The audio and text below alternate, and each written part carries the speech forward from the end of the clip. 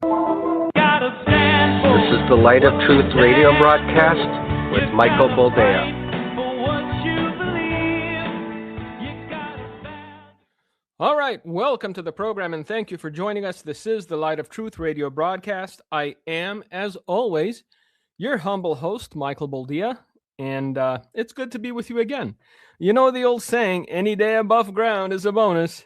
So today is March the 12th, the year of our Lord, 2026, or as it is known everywhere else, what is it? Day 12 of the aggressions. We'll call them the aggressions. I'm not going to call it a war until we're at actual war. I'm hoping it doesn't come to that. I'm hoping there are no boots on the ground. I've made my position very clear, I think. But there are some things that we must discuss today because I've been noticing trends and I've been noticing patterns. And it's disheartening, to be honest with you, because, again, these are fake photos, AI-generated photos of U.S. soldiers supposedly being taken by Iranian regime soldiers. And if you're not a believer, then this isn't for you, okay? But if you are a believer, when do we start crossing over into bearing false witness territory? Because I hesitate to even go on Facebook. It's the only social media I have, and the reason I have it is because I post my teaching articles on there. But I don't look forward to going on there and clicking a couple buttons to post a new teaching because I know that I'm going to be bombarded with things that start with, I don't know if this is true, but. If you don't know that something is true, perhaps not be so eager to click the button. Saying, I don't know if this is true, but does not take away from the accountability of you bearing false witness. It would be a horrible thing, a truly horrendous thing for U.S. soldiers to get caught or be prisoners of Iranian regime soldiers, because we know that they would be used as leverage. We know that they would be used to strike some sort of deal. But the idea itself is ludicrous because there are no soldiers present in Iran for the Iranian army to take prisoner. Even so, that doesn't stop some people who, I love Jesus, right, in their title, continue to post this nonsense over and over again to dispirit anyone that's, going to come across it, that doesn't do their due diligence, that doesn't use those two brain cells that keep rubbing together in their skull for no purpose whatsoever except to keep them alive and breathing, apparently. I don't know if this is true, but no, it's not. It's not true. But you were willing to share an untruth, unverified, unsubstantiated, while ignoring all the other things that are evidenced, that are backed by actual intelligence and things like that. There's also the other thing, which, look, I'm going to vent today. Sister Andrea from Oklahoma contributed generously to the coffee fund, so I'm over-caffeinated. Let's just put it at that. My brother's in the office, so I got to make more coffee than I usually do via him. And so, yes, I'm a little, energized, not in a bad way. Again, this is just the reality that we're living. You can't believe everything you see. You can't believe everything you hear, because even the things that are in plain sight are being manipulated and warped to such an extent where two individuals that are, by their own admission, members of ISIS, or at least ISIS sympathizers, tried to throw an explosive device into a crowd of protesters. And the news media shifted the narrative to the point that well, they attacked Mamdani. No, it was in front of Mamdani's mansion, house, whatever you want to call it. These individuals were protesting the ideology of the Mamdani clan, because now that's what it has become in New York. And two youths threw explosive incendiary devices into the crowd. Thankfully, they didn't go off, because these were the kind of things that you make at home that are intended to take off limbs, take off arms, kill indiscriminately. We're going to get into that as well, okay? Because it needs getting into.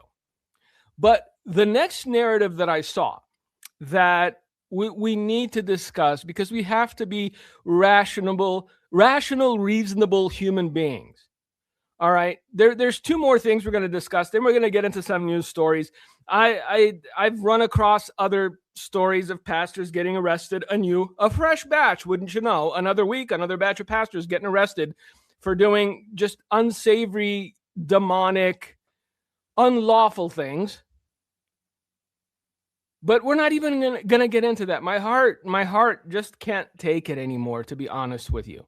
But the two prevailing narratives are this. We should have left Iran alone because this is going to instigate the sleeper cells. They would have been instigated at some point anyway, dear listener. They're not here to enjoy Kentucky Fried Chicken and Taco Bell. They are here with a purpose. The fact that the FBI came out and said, yeah, we're tracking a few of them, we know they're here, should tell you everything you need to know. But rather than seeing the situation for what it is, we're taking that narrative and reshaping it and going, well, if we would have left Iran alone, then they would have left us alone. Do you think they're here just to see the Grand Canyon? Do you think they're here just to see Niagara Falls?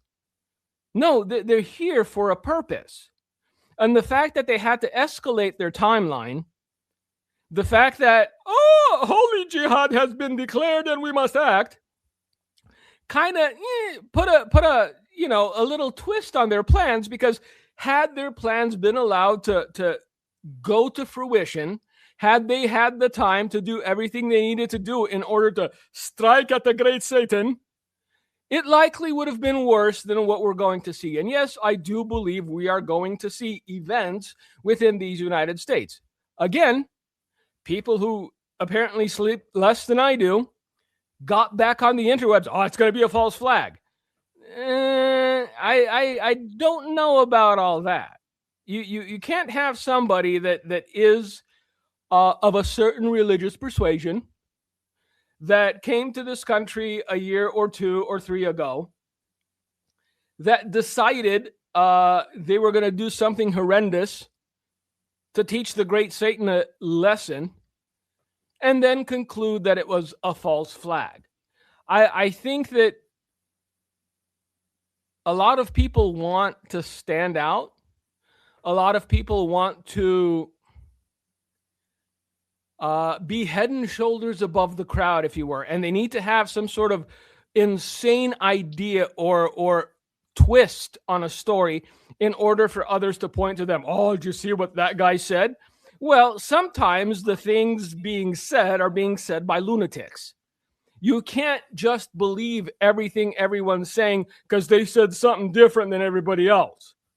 So it's coming, as has been a constant echo on this program. It's coming, but I don't believe that it's going to be a false flag. I do believe there are people in this nation currently living among the general populace that hold very dastardly motives, that have ill will against this nation, against its existence, and against you as an individual. So be aware. I think that the dumb ones are going to show their hand far earlier than the ones that are meticulous and planning. I think the son of Muslim immigrants and his friend who's suspected of throwing a homemade bomb at New Yorkers and flashed the ISIS gang salute wasn't among the brightest. So I think the ones that are smart, the ones that know what they're doing, for lack of a better term, are going to bide their time. Currently, everyone's on edge. Currently, everyone's cautious. Currently, everyone's keeping their head on a swivel. But you can't maintain that level of awareness perpetually. Eventually, people start letting their guards down. Eventually, they stop frisking everyone going to a ball game. They stop frisking everyone going to a play or a movie theater. And I do believe that's when these individuals that are here, they didn't just board a flight the moment they found out that we bombed Tehran. They've been here. Some of them for a very long time. Some of them are very well at camouflaging themselves and might even be considered as productive members of society in their neighborhoods, in their communities. That does not mean their ideology has changed. That does not mean their fealty has changed. And that does not mean their purpose has changed. So for anyone going, well, if we would have let them be, they would have let us be. No, they're already here. They're here for a purpose. Understand that, please, before we start keyboard warrioring until we're blue in the face. At least acknowledge the reality that these sleeper cells that we're being warned of didn't all come on one big plane 2 weeks ago. They've been here, they've been embedded, and they have not been idle. And this should be a concern to the federal government, to the state officials. This should be the only reason necessary to start funding the Department of what? Homeland Security. But nay. On the one side, we're calling the action in Iran illegal. American Congress people and who was it? Spain. Oh, and Switzerland. Gino, I can hear you coughing into the microphone, buddy.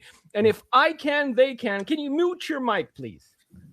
Gracias, as they would say in California. See, again, every week there must be professionalism on display. This was it. It's all right, Gino. I forgive. I'm a forgiving soul. Jesus says, forgive. Therefore, I forgive. All right. Let's get back to this. So Switzerland, I know. The people that would not take sides during the 40s in regards to the attempted Nazi occupation of Europe, those people, the neutral people, Switzerland finally came out and said, this war is illegal. A day later, a guy lit himself on fire on a bus in Switzerland and killed 6 other people. So the fact that certain nations either claim neutrality or condemn the U.S.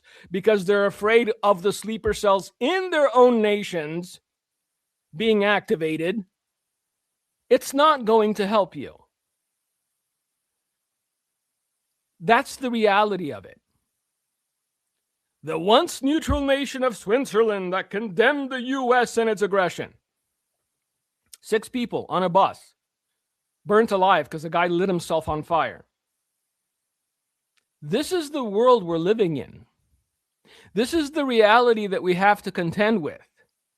The idea of if we leave them alone, they will leave us alone is a lie. They're just biding their time, making their plans, because whether we want to believe it or not, they're very well coordinated. These people have been doing such things for a very long time. And whether the cells are independent and there's a bat signal that goes up and all of them see it up in the sky, I guess technically you could call the mushroom clouds over Tehran the bat signal. It's neither here nor there, but there are people in this country that have ill feelings towards everything this nation stands for. So let's get into the story of what happened in New York. Then we're going to go into how the media framed it. If we have the time, we're going to get into this thing because apparently they've already chosen a successor, a newly appointed supreme leader, Mojtaba Khamenei, which is a son of the Ayatollah, apparently didn't appear at his own rally on Monday. And they had a cardboard cutout, but it wasn't even like a full one.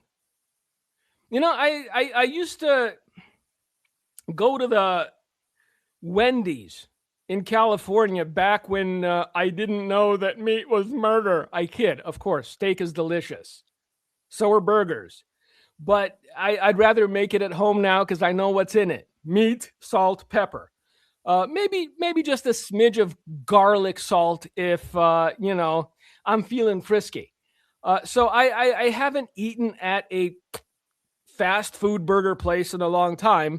I just buy the ground beef and cook it myself because, we can do that now. But back in the day, I used to go to a Wendy's out in California.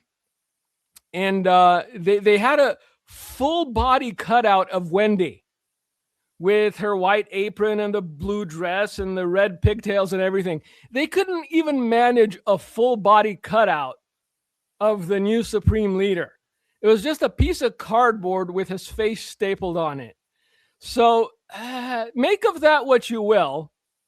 But when you take that reality with the most current news that Iran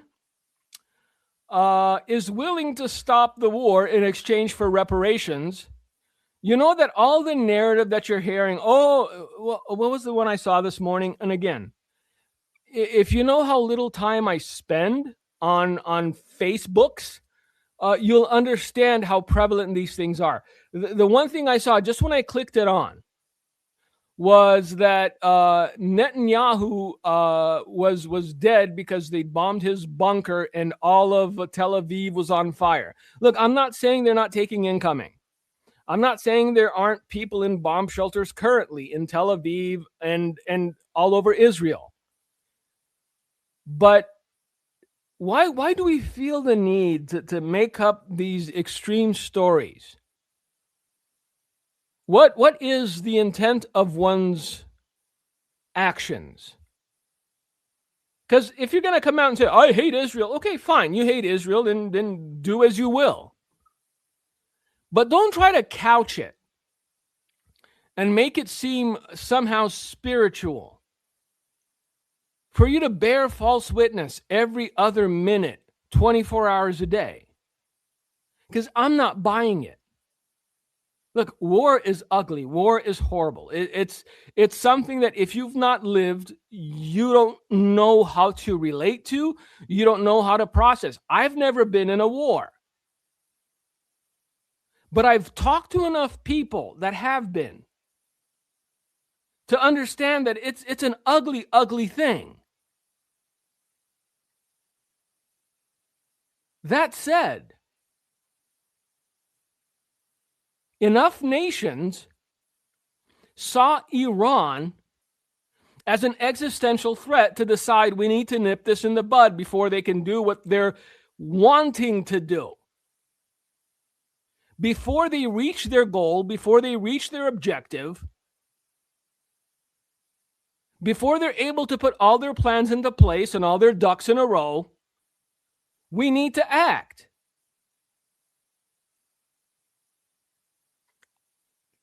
Again, there's optimism, there's the way we'd like it to be, and then there's the way it is. This is the reality of what it is.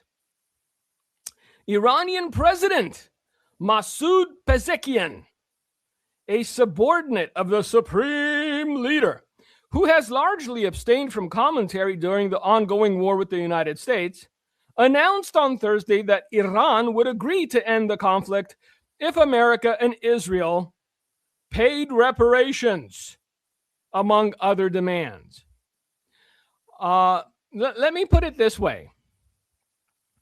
If you're the skinny kid on the ground getting pummeled by two big guys, you don't get to make demands. That's just the reality of it. Whether we like it or not, whether we think it's bullying or not, that's the reality of it. If you're the one getting the snot beat out of you, you're not the one that gets to make demands. And the only thing they have currently is the Strait of Hormuz. We talked about the Strait of Hormuz even before the conflict began. This is the one choke point that affects the world, basically. It affects everyone that imports oil. And it's something that, again, is a non-negotiable when it comes to it being free for ships to go and do their thing and deliver their oil.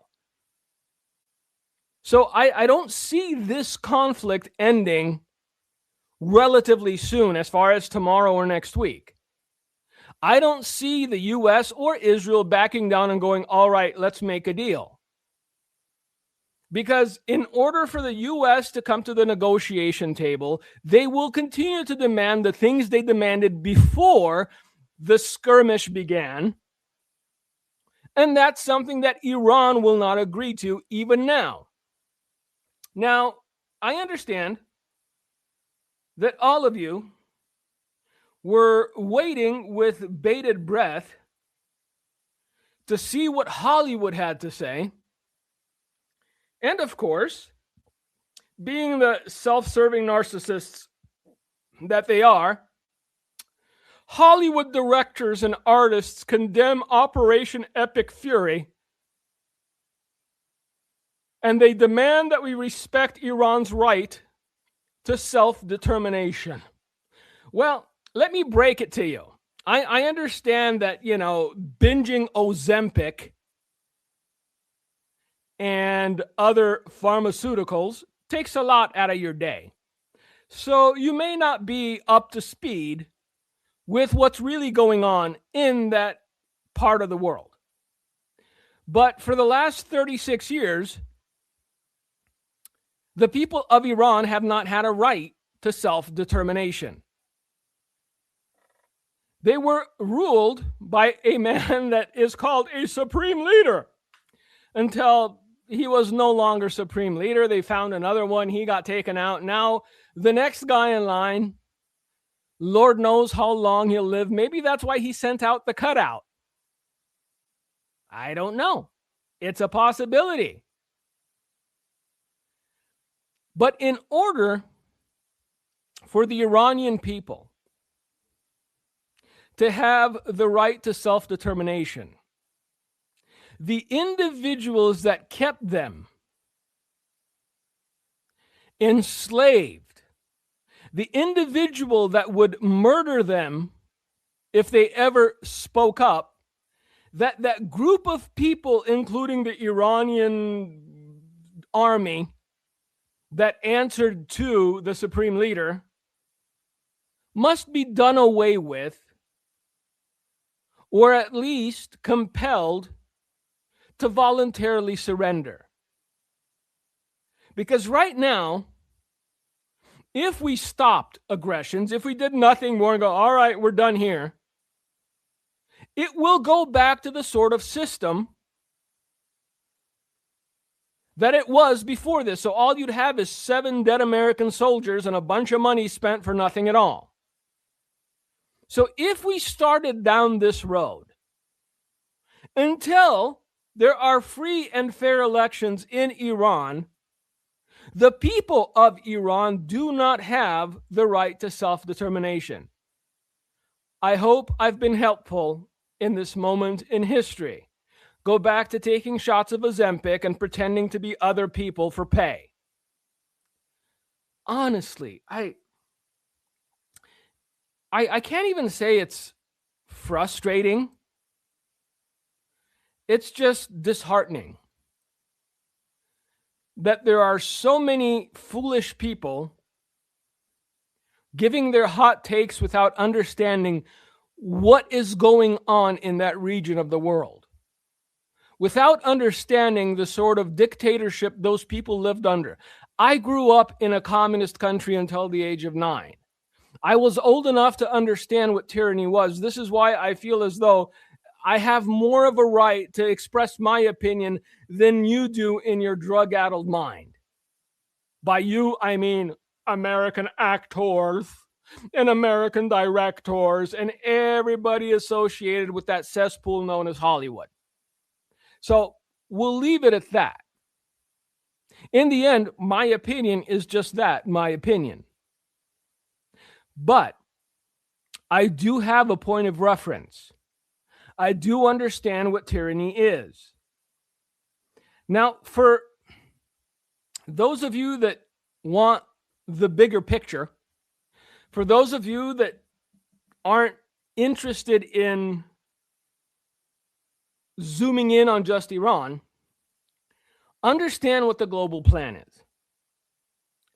And once you understand it, and I did like little booklets on this back 20 years ago, I'm sure Gino still has some somewhere, about what Islam is and the fact that it's a hybrid between a religious system and a political system. And they will play the victim until they have the power. That's just the reality. That's what happens with every minority in every country, everywhere. They will play the victim and claim victimhood until they have a majority or they have amassed enough power, and then you will see what true victimization is. Now, if you're wondering where it's headed globally, UN Chief Guterres releases video urging the world, yes, the world, to embrace Islam's noble Ramadan. Indeed, if you haven't been to a Middle Eastern country during Ramadan, it's an eye-opener, kids. I was in Turkey one year during Ramadan. Fun times. Anyway, Islam in general and Ramadan in particular hold the key for society to prosper if it embraces a noble vision of hope and peace that Muslims hold dear. You're lying out of your fat cheeks. UN Secretary General Antonio Guterres tells the world in a newly released video message. I'm wondering if somebody was off behind the camera pointing a gun at this man, to be honest with you. Because every word that came out of his mouth was a lie. Islam is not a religion of peace. We have enough exhibits, A, B, C through X, Y, Z, to prove that is the reality of it. Now, these are the same people who insisted that Christians shouldn't be able to celebrate Passover, who insisted that Christians shouldn't be able to celebrate Easter or Christmas because we don't want to offend other religions. But hey, celebrate Ramadan. Indeed, embrace it. Embrace it. For it is a noble vision of hope and peace. If you submit, if you convert, maybe he left those words out, but as one who likes to be well educated regarding the things he speaks on, Islam is not a religion of peace. There, I said it. You may have the coexist sticker on your car. Lord bless you, or bless your heart, as they would say in Tennessee. But Islam is not a religion of peace. Their philosophy is convert or die. That's it. And if there's too many to kill or they run out of bullets, then you have to pay a tax to the Islamic State for the privilege of staying alive. Look, the reality is this. There are very many countries in Europe they're already too far gone,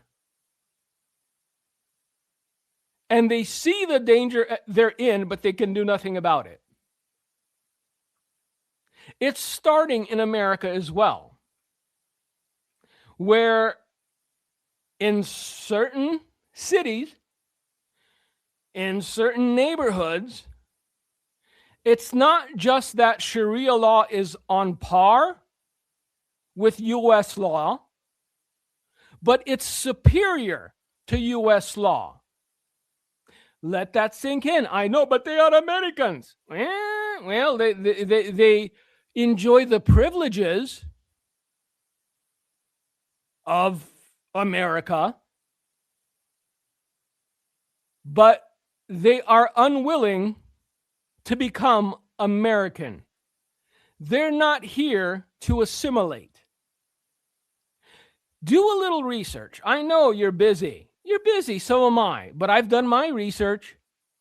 Do a little research and see the mindset. There are places, Dearborn, Michigan being one of them, where Sharia law is deemed superior to U.S. law, and there's enough of a concentration of individuals sharing the same ideology where their own are getting voted into key offices and wielding the power of the state on behalf of Sharia law adherents. I don't mean to yuck your yum, all right, as my kids say, and I hate. Well, wouldn't you know it? We finished out the hour, and then I looked on my display, and it told me my mic was off. So I spoke into the ether for the last 20 minutes. If you notice a little, inconsistency between what just ended and what just begun. But here we are, nevertheless. Thankfully, we caught it. It was about 30 minutes in. And I got to tell you, that last 20 minutes was the best I've ever done. Unfortunately, nobody's ever going to hear it. I kid, of course. Depending on who you are and how you see this program, it's all either really bad or really good. And you let me know it either way. What were we discussing? We stopped, I guess, about 30 minutes in, as we were discussing the nefarious plans of certain, religious and how do I put this nice? Global individuals, because they. All right. I don't want to get too far into the weeds with this. I don't even know what I said the last 20 minutes. But one thing is very clear. All right, let's start here. I hate it when I have to stop and start because it breaks the flow. You know this now because currently I'm like, what am I going to say? I don't know what I'm going to say, but I'm going to talk for 20 minutes. There are powers that have as yet not revealed themselves who want to rule the world at all cost. It doesn't matter to them if they have to lie, cheat, steal, bribe, or threaten individuals into submission. They will do it because they have a purpose. Now, there are a lot of people who keep saying things that are demonstrably false. There are others that are making connections where there are no connections to be had. One of those memes that I saw going about is that why did we attack Iran? Because they have nuclear weapons. Then why aren't we doing it to Russia? Well, technically, Iran didn't have nuclear weapons. Iran wanted nuclear weapons, and it wanted nuclear weapons desperately. They were willing to bankrupt their entire nation and let their people starve in order to facilitate their dream of having a nuclear weapon. So anyone that's making that argument, again, just don't be disingenuous. Be intellectually honest. Don't be disingenuous. You're allowed to have whatever opinion you want to have as long as you follow those two rules. Russia has more nuclear weapons than any country in the world. To tussle with Russia would mean guaranteed nuclear war. Is that coming? Most assuredly. Sooner or later, the Word of God tells us we're all going to glow in the dark.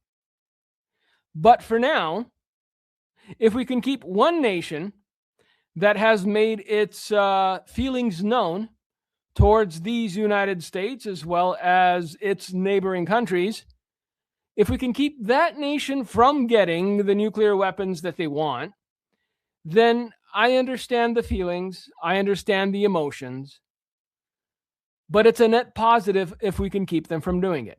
Now, I don't know if you've heard this already, but if you have, I apologize. I didn't go through the entire 30 minutes that we already recorded to know what was said and what wasn't, because as you may know, I don't have a staff of writers. I don't have people doing prep for me. It's just me and a microphone. And I speak whatever comes to mind as long as it is the truth. That's the one caveat. Speak the truth. Because my purpose for doing this show isn't to have my words validated in hindsight. That is not my desire or the intent of my heart. I don't need somebody 6 months from now or a year from now or 2 years from now to go, oh, he was right about that. My only purpose is to speak the truth. Because I know that one day I will stand before God and answer for the words that I spoke. And spoiler alert, as an aside, so will you. Each of us as individuals will stand before the Creator of all that is and answer for the words that we spoke. And if we bore false witness knowingly, we will have to answer for that. And saying, well, I don't know if this is true, but isn't going to get us out of it. So just be wise. Be wise. If you don't know if something is true, if you have doubts as to the veracity of the thing you're reading, rather than click share, go for a walk. It's nice out. Spring is coming. Flowers are budding. Birds are chirping. There's things to see.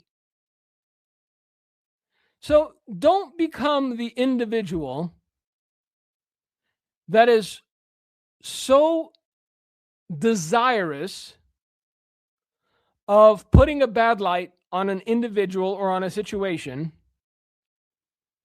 that you willfully bear false witness because it undergirds your narrative. Now, another thing I remember having talked about towards the latter end of what didn't get recorded, is this idea of individuals not willing to give up power. We have the same issues here in the States. We have people who've been in either Congress or the Senate longer than I've been alive, who should have walked away decades ago, but for whom power is so intoxicating that the only time they're going to leave office is on a gurney.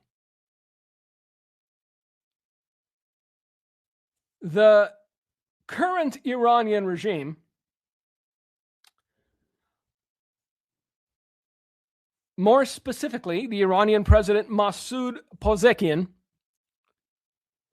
has said that they're willing to end the war in exchange for reparations.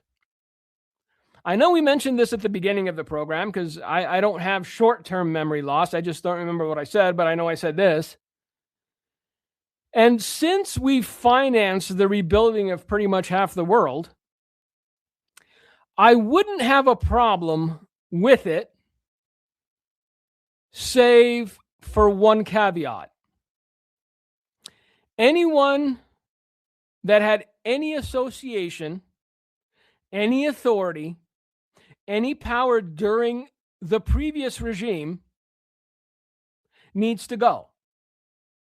And when I say they need to go, I don't mean they need to be executed. but they need to be removed from any reign of power, from any influence,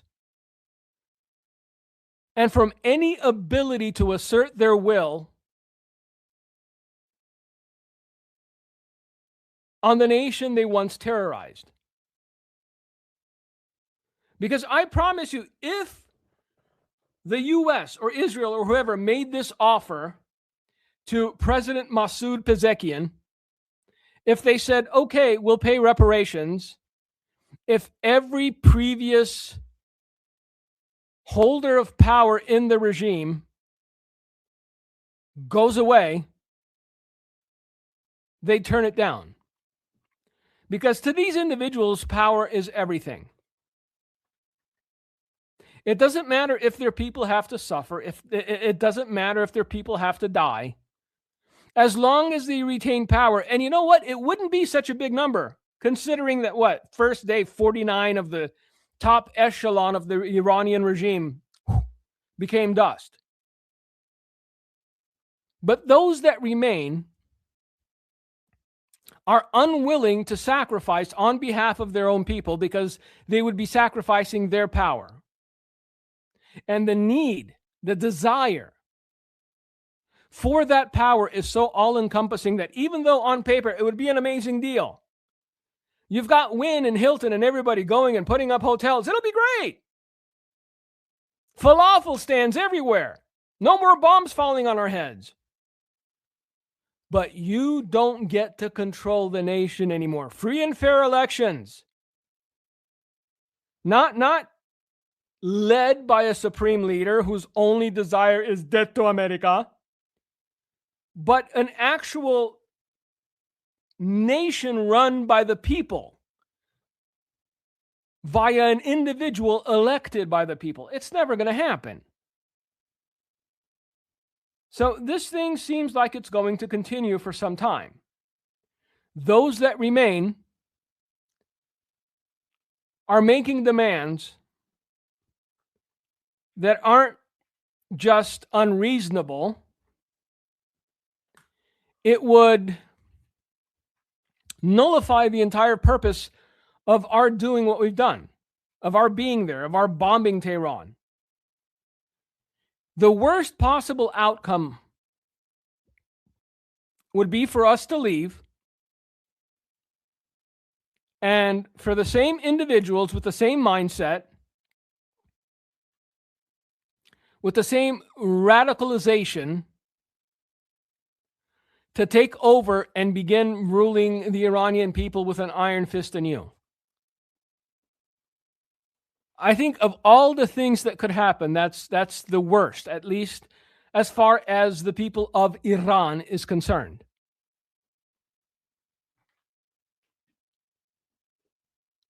It all depends how long they hold out. I don't think it's going to be for much longer because there's only so many people that are willing to take up the charge of supreme leader only to attend their funeral in a day or two until nobody wants the spot. But they've gone through 3 already. This guy is the Khamenei's son, and apparently he's wounded. So how many more will it take until the one they call up to lead the people will go, my calling is to walk among the olive trees, to meditate. I do not want the job. I am sorry. I do not want this position. Because anybody that comes into that role does so with the idea of a long-term prospect. Nobody will accept a job that's only good for 3 days. And at the end of that 3 days, they're likely going to pick pieces of you out of the rubble. Nobody will be too enthused about that. But again, people have opinions. People speak without having any notion of what they're saying because I heard it on the CNNs. And we've already established, hopefully you've heard that, because we did discuss it, how even a truth that is filmed from multiple angles gets twisted to such an extent that even though two ISIS sympathizing young men, one of whom lives in a multi-million-dollar mansion with his parents, threw explosive devices into a crowd protesting the new mayor of New York, Mamdani, the narrative was twisted to such an extent where they were attacking the mayor's residence. You can't twist it any more than this. You can't make up a narrative that's farther from the truth than the one that has already been established by mass media. Yet, to no one's surprise, they never apologized, they never retracted, because the narrative needs to stay the way it is. It's established, therefore this is the way it is. Look, there are so many headwinds in America's way. The economy is one of them. The continued push for Sharia law is another. But eclipsing all of these is the fact that as a nation, we've turned our back on God. See, with God on your side, given a long enough time horizon, all of these problems are solvable. Without God, you could have half these problems, 10% of them, and you'd still be brought low.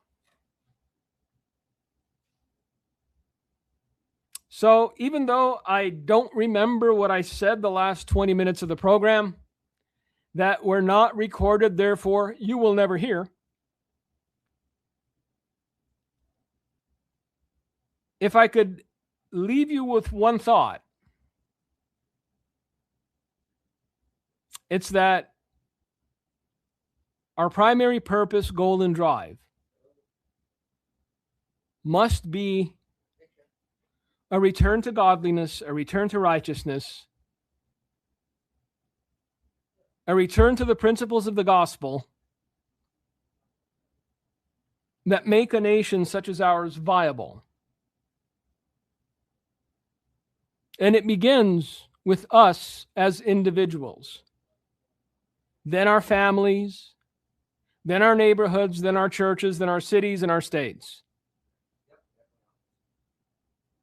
But if even those claiming to be sons and daughters of God are living in a manner contrary to Scripture itself, what hope do we have of making an impact on the rest of the nation? See, judgment begins with us as children of God. It begins in the house of God. That's what the book says. I know, well, you see, if you go back and you read the certain version from a certain angle, no, it says judgment begins in the house of God. But repentance can also begin and must begin in the house of God. So, I can't say we're at a crossroads because we're past the crossroads. But when we had the opportunity and we were at a crossroads, our only two choices were either repentance or judgment. And because our flesh enjoyed the things of this world and preferred them, we chose judgment. So, it's coming. I know you've heard that more than once or twice on this program, but it bears repeating. It's coming. And it's because The church chose it. The church chose judgment over repentance because it did not believe that a merciful God would keep his word and judge, or it did not believe that they would be here for the judgment that they chose because, well, rapture. So what expectation can you have of being caught away if you chose rebellion and disobedience and faithlessness and lukewarmness? Even if it was the case, even if pre-wrath, everybody goes, we're all up there. Hello, hello. Where are you from? Where's your name tag? All that good stuff. Even if the theory were true, what reasonable expectation would we have as a nation or as the modern day church to be caught up if our entire existence on this earth was paying God lip service while living for the devil? It's a viable question. I know this isn't what we talked about on the 20 minutes we didn't record, but here we are. So if individuals who never walked circumspectly, who never sought righteousness, who dismissed the idea of sanctification,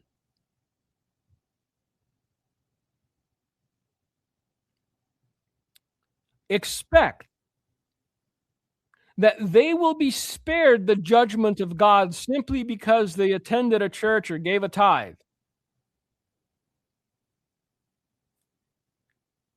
imagine the fallout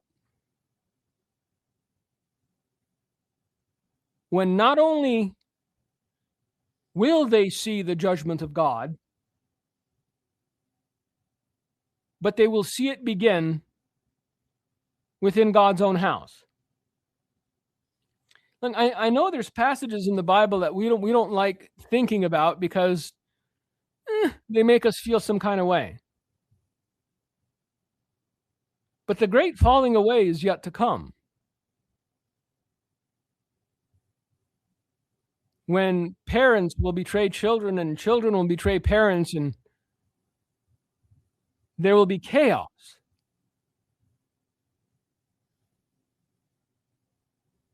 And in order to fall away from something, you will have had to have been in that something. But what if that something you were in was presented to you in a manner very different than the reality that you're seeing? As an example, what if for the longest time you were told you wouldn't see the things you're seeing, but you're seeing them anyway? I don't know who that was for, but apparently I had to talk an extra 20 minutes today just to get that point across. Maybe it was the devil. I don't know. Maybe it was. Then again, maybe it was just shoddy electronics. Again, if you don't know, you don't know. And it's a very dangerous thing to assume something and based on a flawed assumption, bear false witness against others. So there's that. Anyway, I hope I got the hour in. I think we have. I apologize for any inconvenience, but it was not my fault. The heavy breathing was Gino's fault, but that was at the beginning. The other thing wasn't his fault, so I can't blame him. Thank you guys for listening. Hopefully next week it'll be an hour through. Love you. God bless you. Thank you for your prayers. Sister Andrea, thanks again for the coffee. Godspeed, all the best. Lord willing, we'll see you again next week. Gene, on you, bud. Couple things. First of all, I'm finally glad that someone's mentioning people that bear false witness on Facebook, because probably the last 2 days I've been thinking on the same thing.